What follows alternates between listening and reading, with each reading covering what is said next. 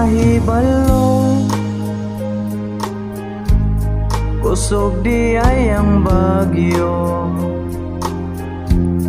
Nagpanik ng tanan, nakuyawan na among pamilya. Kadtong orasa, pagkakusog sa hangin, mitago mi sa dapli.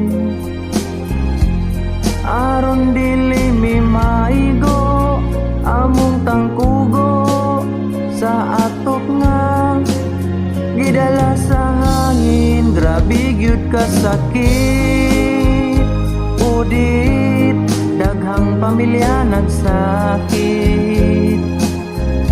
Bisan pagunsaon pa, dili na gyud madala among balay puwertin taon guba. Wala na mi katulgan, wala na mi kapuyan.